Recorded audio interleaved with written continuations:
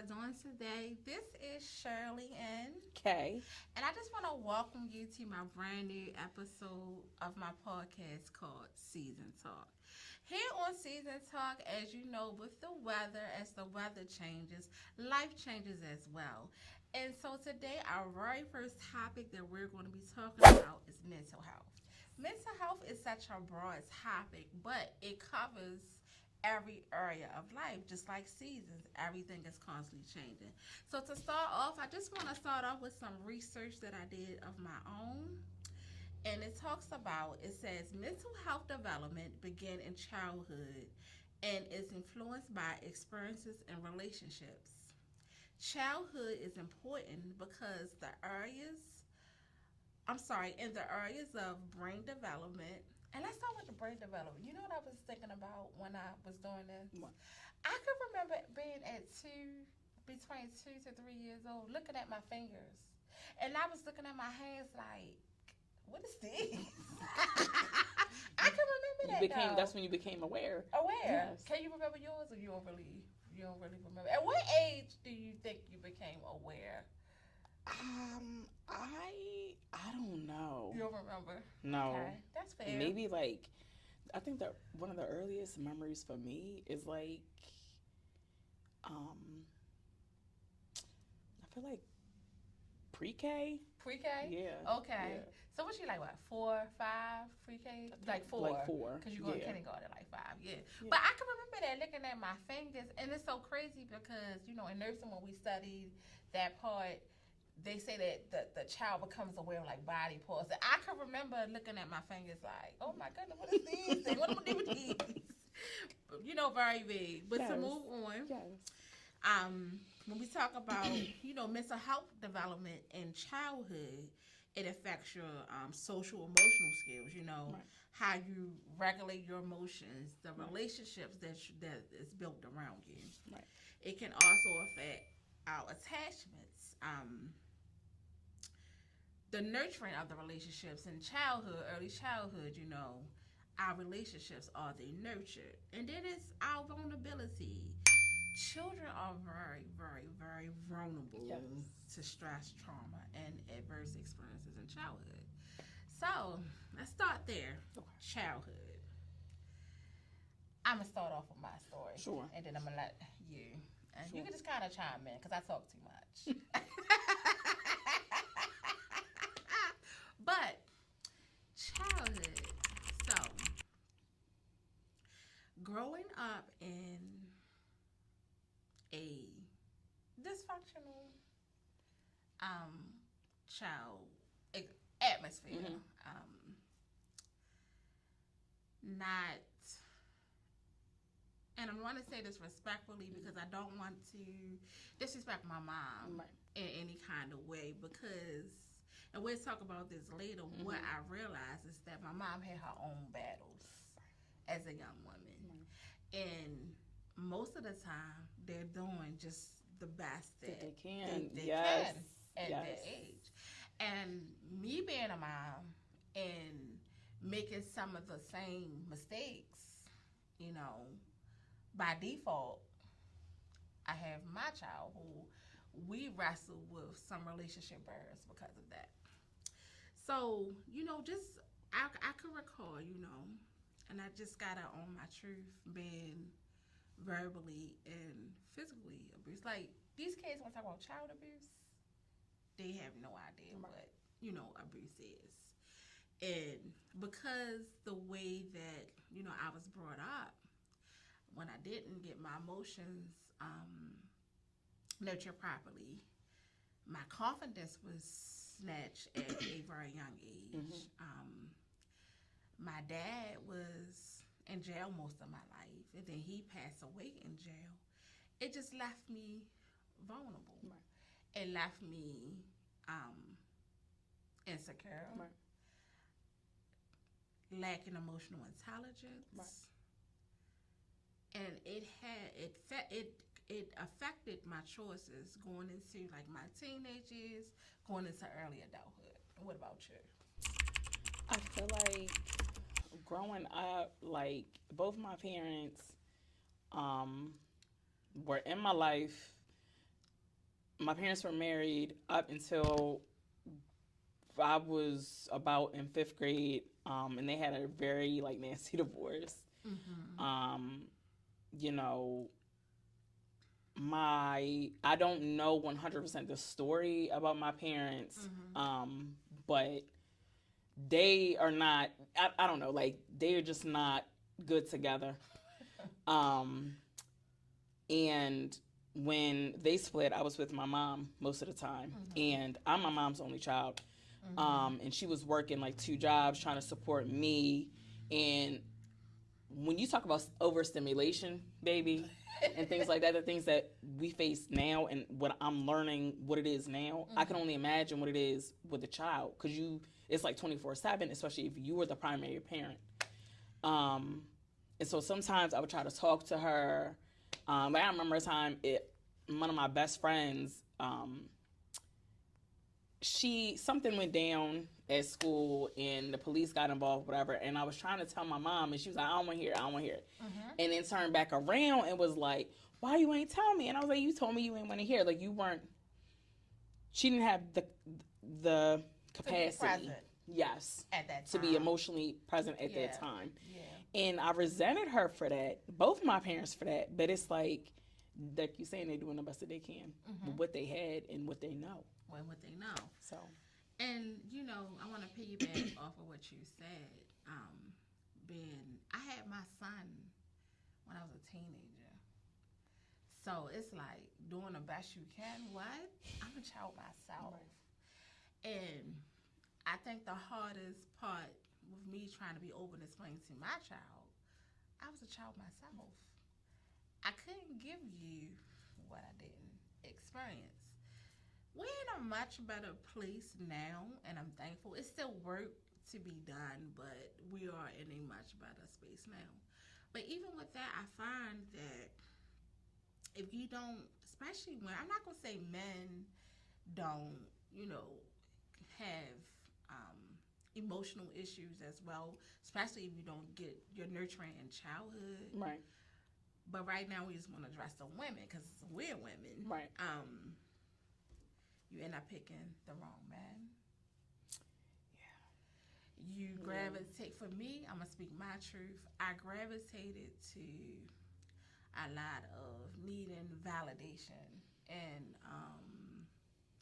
acceptance. So, I can remember like young, probably maybe 9th, 10th grade, where I didn't have a lot of, designer. I can remember wearing my mom's shoes to, believe it or not, middle school. And they were Reeboks. And the children would call me Re-Long. It was horrible. And we're talking about childhood and mental health. Right. Like, all of those things, like, shape you. And what I find is, like, now growing up into my teenage years, I was just searching for love. I just wanted to be accepted. Oh, this is my friend. She riding with, and we didn't say riding with me, back then. That's right. The term now. But, I latched on to people that really didn't have my best interest. Right. And then you find yourself, if you never deal with the childhood trauma and then going into your teenage years and going into being young women, it's like trauma on top of trauma on top of trauma. Let's address the women and men right now. Okay. If you could give advice to women, because you know what I'm saying now, and I'm not no saint by far. Right. Been there, did that. Right. That's all I'm gonna say. Been there, did that. Did that. Okay. Yes. I just feel like women now are just, when you scroll across the internet, all you see is bodies. Yeah. Nakedness. Yeah. I feel like sex is just for selling now. Sex is what's being portrayed to be accepted, to say that I look pretty, that I'm beautiful. Right. And I've been there, but I feel like back then, because you're a lot younger than me, Right. but I feel like back then coming up, I, I guess I guess we did it in the dark, but like Things were more, I think, private or something. taboo only because of the lack of technology. Like it's different True now that. because all you gotta do is take a picture, upload a button, the whole world is gonna see you. Mm-hmm. What I will say is, I struggle with confidence coming up too. Mm-hmm. I was always heavier as a kid, and I didn't get no play from no guys. You know what I'm saying? Nothing like that. Like for a very long time. Like I didn't start coming out of my shell until I went to college and started feeling more feminine. And I'm not gonna lie, it was a time where I felt like I had to have something tight on and I had to be showing my curves to seem appealing. But it's like now I can just throw on whatever, and I know I'm a rocket because I'm confident, or I know I'm a rocket because I feel good. But it be like that. Confidence. What is confidence? If you can elaborate, what makes you confident? Because it's not just looks. It's not. It's something from within here. Mm-hmm. I remember. Let me tell you. I remember one day, and this is the first guy that I ever like had a crush on, and he had a crush on me back. We was in a marching band. We was in high school. I was a junior, and he was a freshman. And I remember he broke my heart so bad. He started fooling with this other chick. Broke my heart so bad. He was calling me lost and all that. Mind you, we in high school. He called you lost. I look back and I'm like, I don't even want to say. I look back, but I'm like, lost. I can laugh at that because like, who was you talking to? Anyway, he broke my heart so bad, and I remember after that, like I said, I struggled with confidence. I didn't have no confidence when I was talking to him. Mm-hmm. So when he said what he said to me, he stopped dealing with me. It broke me. Yeah. Like I came up like I was going to school wearing the same hoodie and stuff every day, like looking like I just didn't care, because I didn't feel pretty or nothing like that. Mm-hmm. And then when he broke my heart, I said no. Mm-hmm. You need to start looking in the mirror every day, and you need to work on it. It's something that you have to want, and to be confident, you gotta. It's something in here, because even when nobody's egging you on or nobody's rooting you on or promoting you, whatever, you got it. It's in your spirit, it's in your heart. And it's in it. You can tell who's confident by how they carry themselves, how they walk, how they talk. Mm-hmm. And how you show up every day, even at work. Most definitely. Even at work. Most definitely. Let's see. If there were two vital areas, I'm gonna tell mine first, but the question is, the two vital areas that affected me the most in my childhood was confidence and low self-esteem. Yeah. I don't even want to tell some of the stories yet, but for anybody that's listening who are parents, especially with younger children between the ages of 7, 8, right between 7 and that pitiful 12. Mm-hmm. Those years are the most crucial, and I say that because I had a lot of horrible things said to me in childhood. Mm-hmm. By family members. My nose always itched on a video. By family members, friends, family members that you wouldn't even imagine should be saying this stuff to a child. I had to hide molestation, to look these men in their faces at family gatherings, and you just see me and you want to hug and, hey, how you doing? And it's a constant battle that I have to fight. And it's almost like, do I bring it up? Do I say, bruh, I remember one of the men in my family There's no way he could not remember because he was a teenager. I was younger. Mm-hmm. So to your parents, you got to listen to your children.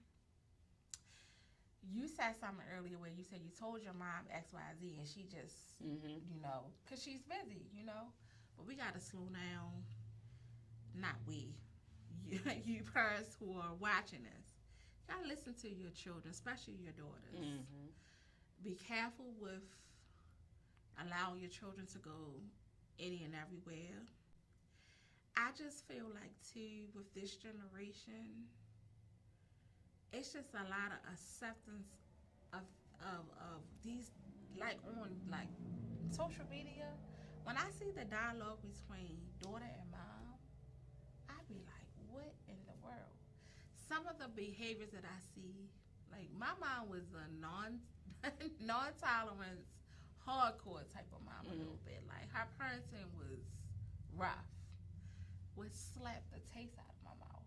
The way I talk, if I was acting too grown, it's just like it's kind of scary now, what I am saying. But those of you who are watching who have these daughters, we have to do better with what we are installing into them. The way that they're dressing. Some of the young girls look older than me. Can I just touch on something? You know that Boots on the Ground song? Yeah. You know that little girl? Apparently it's a little girl associated I with heard. her name is Shirley. I know. I seen that. Right. Yeah. And so apparently she's out doing these meet and greets. Yes. The mother, is having her out here doing these meet and greets. Like she hugging on these people and these men. I'm not lying. I ain't know went that far. Yes. And people is up in arms about it on socials, and they like, what is you doing? Like, this is really weird, and you're exploiting her. Yeah, I did see a little clip of an interview of someone talking about that. I didn't really look at the video because I'm like, why is her name gotta be Shirley? But it's important though. It is. This is what we are installing into these young women. That's what I'm saying. It's okay, and I'm like, I don't trust that. But you're absolutely right. Like, you have to install some good values into these women. And you're absolutely right. Listen, take the time out and listen to your kids, please. Because you don't want to miss something, and then that could be life-changing for somebody. You know what I'm saying? Like, yeah. So what are your two vital areas? I shared mine was confidence, self-esteem. Just to piggyback, just my mom. I always say my mom because my dad ain't really have a role in my life like that. She had to work. I watched her go through mental abuse. I watched her do the best that she could. But in doing that, she was not there for me emotionally, which again is why I struggle so much in my relationships and picking the wrong people that should have been in my life. So again, mine was confidence and self-esteem. What were yours? What are yours? I feel like mine was definitely self-esteem and just being heard, like trying to talk to you ever try to talk to an elder or a parent, and it's like, it's not, you're trying to have a conversation, you're not trying to be grown enough, but you just trying to have a human to human conversation, and they're not they're just seeing you as the child, or they not acknowledge you as like a person with feelings, and not looking into the fact that you are actually developing. Yeah. Because my issue was I wanted to keep these lips shining every chance I can. And my mom said, wipe that off your lips. You're not grown. You ain't wearing no makeup of no sort. And back then it was like Vaseline. You put them, you lips be just shining. But my mom ain't playing none of that. Now, I will say this, though. One thing that I do appreciate, even though I may have had it a little rough coming up, I am, even though it's straight up child abuse, it is what it is. It's my truth. But I am thankful though that my mom did not. God was trying to go in the club so bad back in the day when I was young. I'm talking about like back then it was a club O'Dell's that high school. I was in high school around the time. I had friends in my school going to the club in high school, and I was just be so jealous. Like I want to go to the club. My mom was not having it. She didn't play no grown stuff. She didn't play, boyfriends and all of that. But what I can say is that I am thankful somewhat of her shielding me so much for these days and time. When I see some of these, even I have ran into some of the ones who I used to envy that could go to the clubs. One of them strung out on drugs. Not to make fun of her situation, but God knows what I was shielded from. So that part of my life, I want to say that I'm thankful for, but it was still some rough situations. Yeah. I feel like, for me, like, my mom, it was to the point where, and I'm going to be very transparent, like, I felt like I wasn't being hurt to the point where literally, Shirley, like, my friends, I felt like I was and I still am, to a certain extent, more closer to my friends than my family. Because it's like, kids, people don't realize that kids, they struggle with mental health too. And it's like, if you being bullied, or you just need somebody to listen to you. Right. Just as a human being, or just like girl to girl, you know what I'm saying? Like, yes. That is something that I struggle with as well. But then again, it's like on the flip, just like you said, parents were trying to do their best with what they had going on, because she had her own stuff going on. But I will say the one thing that my mom instilled in me, and parents always think you ain't listening, but I was listening. She was just like, you don't have to be in a rush to be grown. You don't have to be in a rush to be out here having sex. Yeah. You don't have to be out here in a rush to have kids. She said, wait till you ready. Yeah. And that's what kept me, for so long, because she was right. Like, she was like, you have the power to live the life that you want to live. You don't have to succumb to the peer pressure. You don't. Or what you seeing out here, and it's cool and it's hip and it's fun and hanging out with these guys and prioritizing men, making them the apple of your life. It don't have to be like that. Girl, that right there. Jesus Lord. Yes. Prioritizing men and making this child. That was most of my problem, because I just wanted to be loved. And you know what's so crazy? The generational curse thing is real, because I watched my mom get talked to like crazy.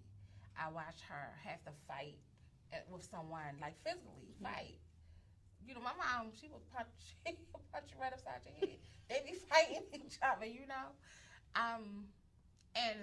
I'm not proud of this, but it's my truth. I was doing the same thing.